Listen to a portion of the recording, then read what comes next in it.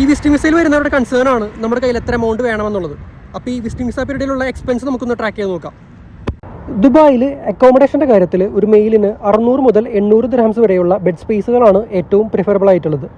അതേസമയം ഒരു ഫീമെയിലിന് 700 മുതൽ 900 ദിർഹംസ് വരെയുള്ള ബെഡ് സ്പേസുകളാണ് ഏറ്റവും ഉചിതം. ഈ ഒരു റേഞ്ചിന് മുകളിലേക്ക് പോയി കഴിഞ്ഞാൽ അത് എക്സ്പെൻസീവ് ആണ്. ഇതിന് താഴേക്ക് പോയി കഴിഞ്ഞാൽ പല രീതിയിലുള്ള കംഫർട്ടബിൾ ഇഷ്യൂസ് ഉണ്ടാവാനുള്ള സാധ്യതയുമുണ്ട്. വിസിറ്റിംഗ് വിസ പീരീഡിൽ എന്തുകൊണ്ടും പ്രിഫറബിൾ ആയിട്ടുള്ളത് ഒരു ബെഡ് സ്പേസ് ആണ്. സിംഗിൾ പാർട്ടീഷനോ അല്ലെങ്കിൽ സ്റ്റുഡിയോ അപ്പാർട്ട്മെൻറ്റോ ഈ ഒരു സമയത്ത് നോക്കേണ്ടതില്ല.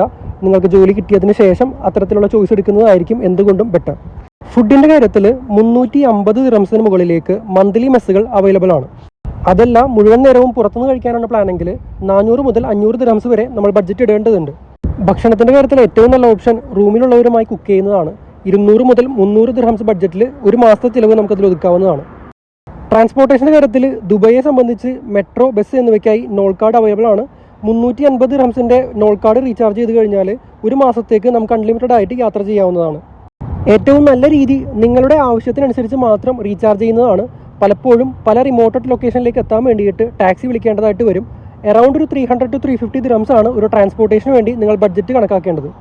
CV പ്രിൻ്റ് എടുക്കുക, എമർജൻസി മെഡിസിൻസ് വാങ്ങിക്കുക തുടങ്ങി എക്സ്ട്രാ ചിലവുകൾ കൂട്ടിക്കഴിഞ്ഞാൽ മന്ത്ലി ആവറേജ് അറൗണ്ട് ഒരു 1400 മുതൽ 1600 ദിർഹംസ് വരെയാണ് ഒരു മാസത്തേക്ക് നിങ്ങൾ കയ്യിൽ കരുതേണ്ടത്. ഫൈനലി ഒരു അഡ്വൈസ് ആയിട്ട് പറയാനുള്ളത് 2 മാസത്തെ വിസിറ്റിംഗ് വിസയ്ക്ക് ശേഷം ഒരു മാസം കൂടി എക്സ്റ്റെൻഡ് ചെയ്യാനുള്ള എമൗണ്ട് കയ്യിൽ കരുതുക.